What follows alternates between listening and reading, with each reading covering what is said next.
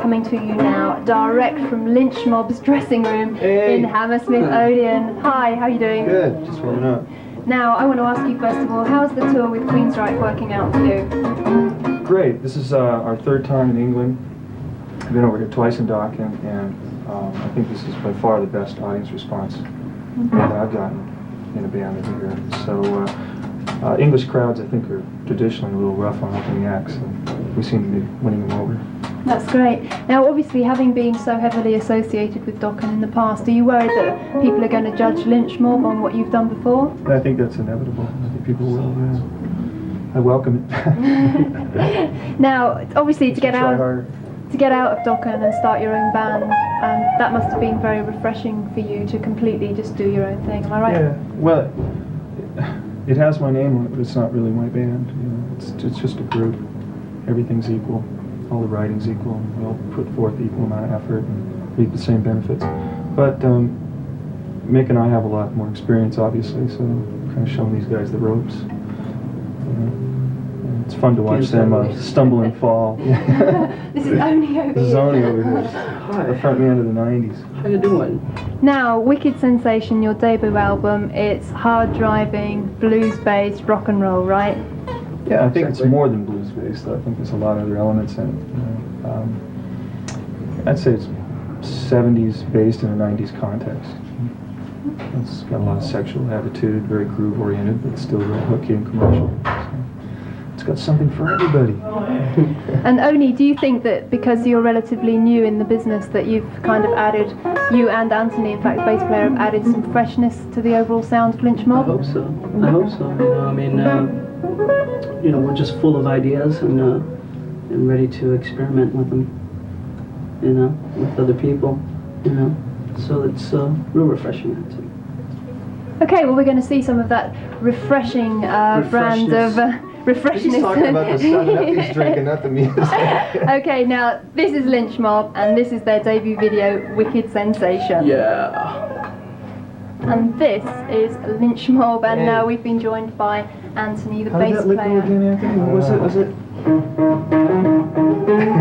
didn't write that one. That's hard. That was the one Oni wrote. You came up with that? No, I think that's amazing. Now, George, what I Use want to both ask fingers? you is, when you started writing songs with Oni, it seems Lynch Mob seems to be very much a partnership between you and Oni in terms of songwriting. When you started writing for him, was that when Lynch Mob really began to happen for you as a band?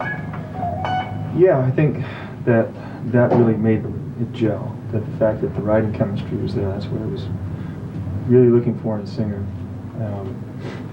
He had to have looks, he had to have stage presence and charisma and all those things, but when it comes down to it, songs are the most important element of the band, and I couldn't do it on my own. I mean, I'm a guitar player, I write music, I don't write lyrics, and this is the first time I played with a singer that actually took responsibility for the words and all the vocal melodies and came up with things that I thought really matched the music and what I would envision the ultimate singer singing over the riffs that I came up with. So it's very easy. We go in and it happens. Now, how did you manage to lure him away from his former band, Ferrari?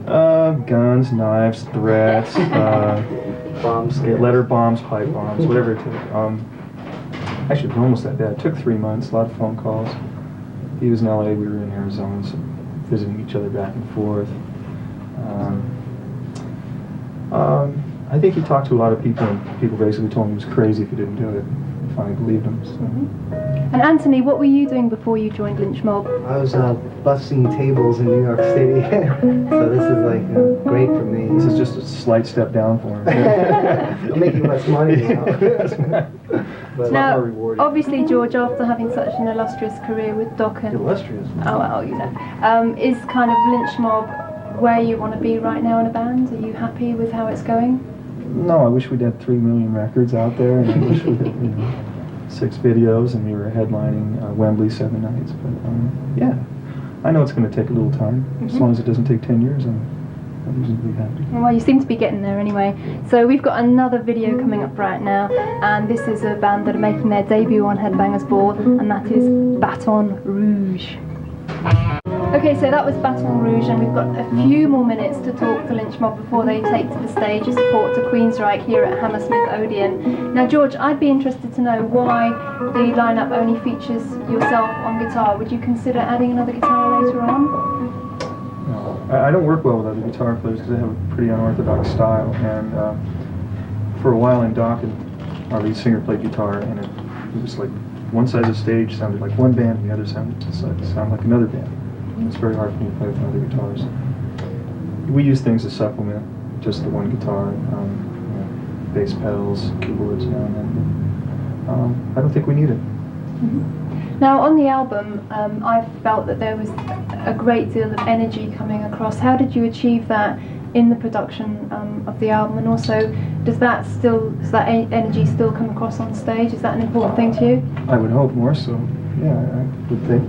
Yeah, well, we wrote this record out. We wanted it to sound basically like a live record, so we wrote everything in the studio, just jamming out for the stage. You know, we didn't write it for the radio. We had visions of how it would come across live. And we tried to make everything really thick and fat and bluesy, like grooves. So we wrote for the stage. We didn't write for the radio, you know. Thick and fat and blue. Bluesy.